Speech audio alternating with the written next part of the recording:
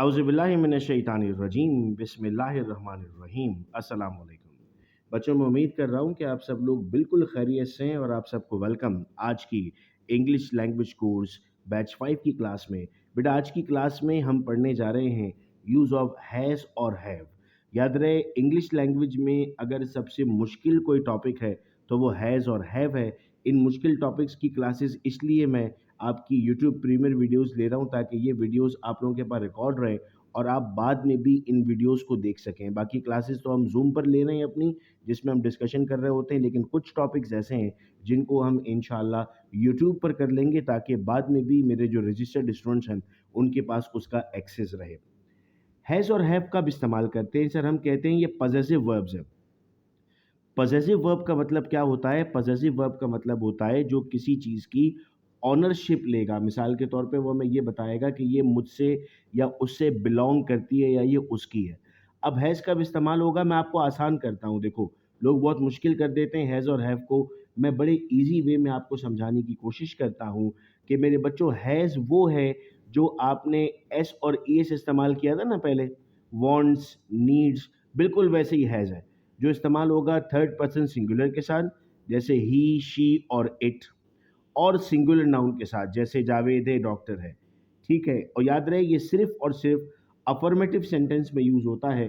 Affirmative sentence का मतलब होता है पॉजिटिव सेंटेंस। ठीक है भाई। उसके बाद हैव कब इस्तेमाल होगा सर? हैव इस्तेमाल होगा जहां पर आपने नीड या वांट इस्तेमाल किया था। आई, वी, यू, दे, और तमाम प्लूरल नाउन्स के साथ, जैसे जावेद, जासिम, डॉक्टर्स। ठीक है। और अगर कोई नेगेटिव सेंटेंस बन रहा है, कोई इंटेरोगेटिव बन रहा है, कोई नेगेटिव इंटेरोगेटिव बन रहा है, उसमें हैव इस्तेमाल होगा, उसमें कभी हैज इस्तेमाल नहीं होगा। अब आप लोग ज़रा जब लोगों के सेंटेंसेस देखोगे तो उनकी गलतियां पकड़ने के काबिल हो जाओगे कि उन्होंने गलत जगहों पर हैज़ इस्तेमाल किया हुआ होता है। डज़ कब इस्तेमाल होगा सर? डज़ इस्तेमाल होगा हमारे पास जहां हमने हैज़ का इस्तेमाल किया था, जैसे ही, शी, इट। और डू इस्तेमाल होगा हमारे पास आई, वी, यू और दे के साथ। स्ट्रक्चर पर आता हूं बेटा मैं। अफर्मेटिव तो क्या लिखा हुआ है? सब्जेक्ट प्लस हैज़ या हैव प्लस ऑब्जेक्ट। तो ये सब्जेक्ट हो गया। हैज़ आपके पास कब इस्तेमाल होगा? आपने ऊपर जान लिया सर, हैज़ का इस्तेमाल होगा ही, शी, इट और सिंगुलर नाउन के साथ। और हैव कब इस्तेमाल होगा सर? आई, वी, यू, दे और कोई प्लूरल नाउन के साथ। ठीक है भाई। सब्जेक्ट प्लस डज नॉट, अगर हैज़ होगा तो डज नॉट कर देंगे, हैव है तो डू नॉट कर देंगे, और या तो हैव ही आएगा, चूंकि हमने कहा था कि सिर्फ और सिर्फ इसका इस्तेमाल होने जा रहा है अफर्मेटिव में, उसके अलावा नहीं होता। इंटरोगेटिव में डज या डू आ जाएगा, subject plus have plus object आ जाएगा। और नेगेटिव इंटरोगेटिव में डजंट या डोंट होगा, subject plus have plus object होगा। आइए अब जरा सेंटेंस देखते हैं। He has a big car, उसके पास एक बड़ी गाड़ी है। दे हैव सम मनी, दे के साथ हैव हो गया। अब देखो, he does not have a big car, does not आ गया ना, तो यहाँ पर हमेशा हैव रहेगा, उसके अलावा कुछ भी नहीं आने वाला। They don't have some money, उनके पास पैसे नहीं हैं। Does he have a big car, क्या उनके पास बड़ी गाड़ी मौजूद है। Do they have some money, क्या उनके पास पैसे हैं। Doesn't he have a big car, क्या उनके पास बड़ी गाड़ी नहीं। Don't they have some money, क्या उनके पास पैसे नहीं। अब आइए एग्जाम्पल बनाते हैं। आप चैट पे भी एग्जाम्पल बना रहे हैं, मेरे स्टूडेंट्स जानते हैं कि ये प्रीमेड क्लास है जिसमें मैं चैट पर कल भी उनसे बात कर रहा था, आज भी इंशाल्लाह हम बात कर रहे होंगे। एग्जाम्पल बनानी है तो मैं बनाता हूँ, जैसे I have a pen, she has a pen. I था तो हैव हो गया, शी था तो हैज़ हो गया। आई have a marker, she has a marker. ठीक है बेटा, तो हैज़ और हैव के सेंटेंसेस समझ में आए, और इस वक्त चैट पर आप लोग भी इन सेंटेंसेस को कंस्ट्रक्ट करते जा रहे हैं, जिसमें से हमें अंदाज़ा होता जा रहा है कि किस तरीके से आप इन सेंटेंसेस को बनाएंगे। Now look at the people around and make 5 sentences using has and have. आप इस वक्त अपने अतराफ में देखें जहाँ पर आप बैठे हुए हैं, और आप उसमें हिसाब से 5 सेंटेंसेस बनाएंगे। जैसे मैं अगर अपने अतराफ में बैठकर ये देखता हूँ तो मुझे अपने इंस्टीट्यूट में कुछ स्टूडेंट्स नज़र आ रहे हैं इस वक्त जिनके पास बुक्स मौजूद हैं। तो मैं इसे यूँ कह दूंगा कि students having books, students have books, students हैं उनके पास किताब मौजूद है। अगर मैं देख रहा हूँ तो एडमिनिस्ट्रेशन के पास स्टेशनरी मौजूद है, तो मैं कह दूंगा the madam have a pen, has a pen.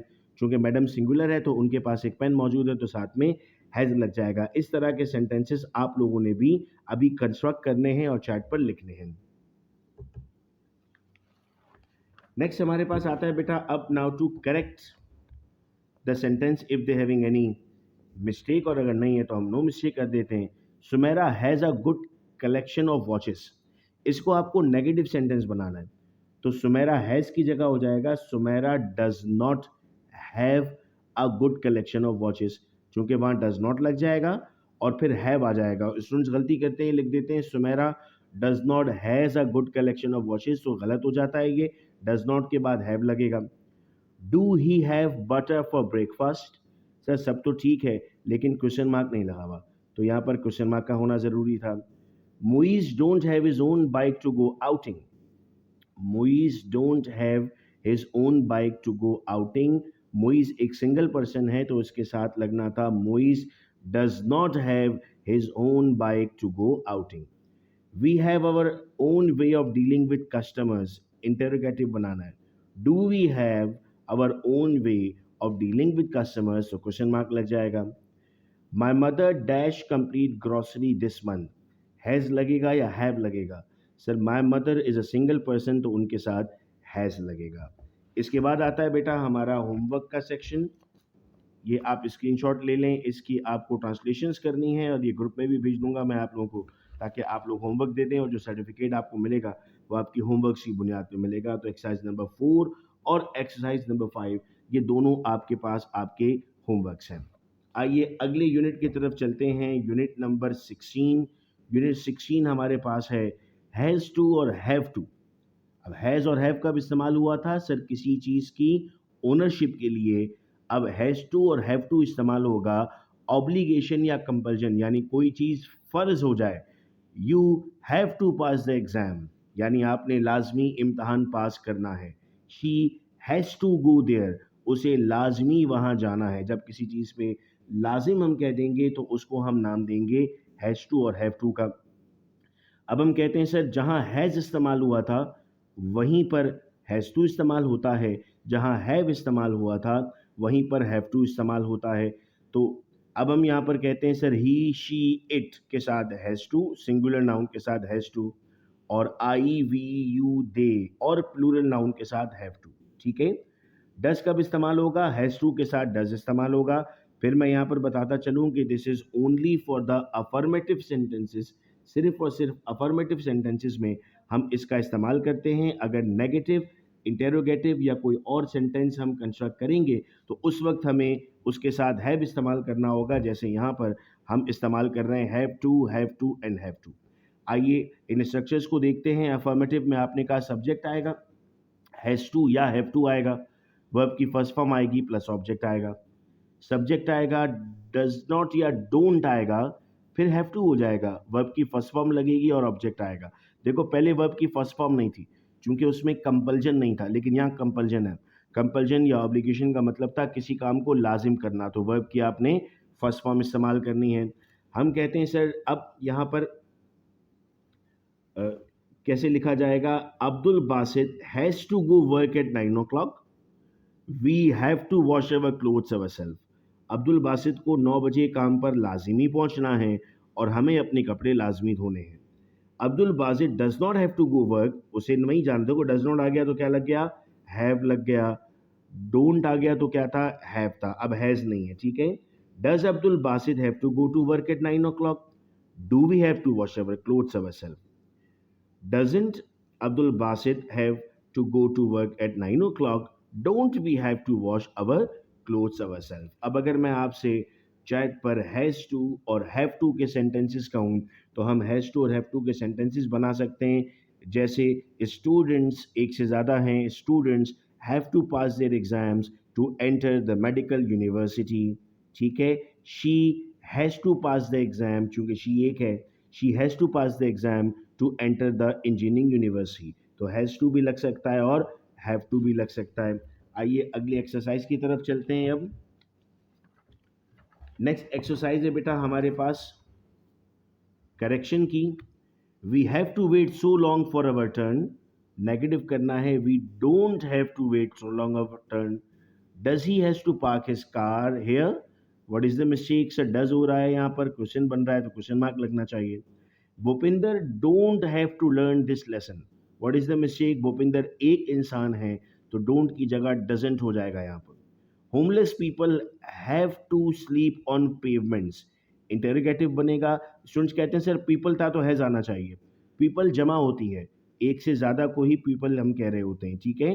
तो क्वेश्चन लगाना है यहाँ पर, do homeless people have to sleep on pavements, question mark. My sister dash to wash clothes as my mother is ill, has और have लगेगा। Sir my sister is a single person, आप यहाँ पर has का इस्तेमाल करेंगे। अब आता है बेटा अगेन हमारे पास ट्रांसलेशंस। इन ट्रांसलेशंस का स्क्रीनशॉट ले लीजिए आप लोग, ताकि ये होमवर्क के तौर पे आप मुझे सबमिट करा सकें। अब यहाँ पर एक एक्टिविटी मैं आपको दे रहा हूँ, जिसे अगली क्लास में जो हमारी स्पीकिंग क्लास होती है उसमें हम इसको डिस्कस करेंगे कि आपको एक पेशेंट के बारे में सोचना है और एक स्टूडेंट के बारे में सोचना है। पेशेंट को क्या क्या करना होता है हैज़ टू और हैव टू की सेंस में, और स्टूडेंट को क्या करना होता है हैज़ टू और हैव टू की सेंस में। तो जब आप इसको लिख लेंगे तो लिखने के बाद जो अगली हमारी स्पोकन क्लास होगी जूम पर, उसमें इंशाल्लाह हम इस एक्टिविटी को डिस्कस करेंगे। और लास्ट ये होमवर्क है आपका ट्रांसलेशंस का। 4 होमवर्क है, 2 ट्रांसलेशंस पिछले यूनिट में, 2 ट्रांसलेशंस इस यूनिट में। तो हैज़ और हैव के यूनिट हमने कंप्लीट किए अल्हम्दुलिल्लाह। आज हमने अपने 16 यूनिट्स कंप्लीट कर लिए।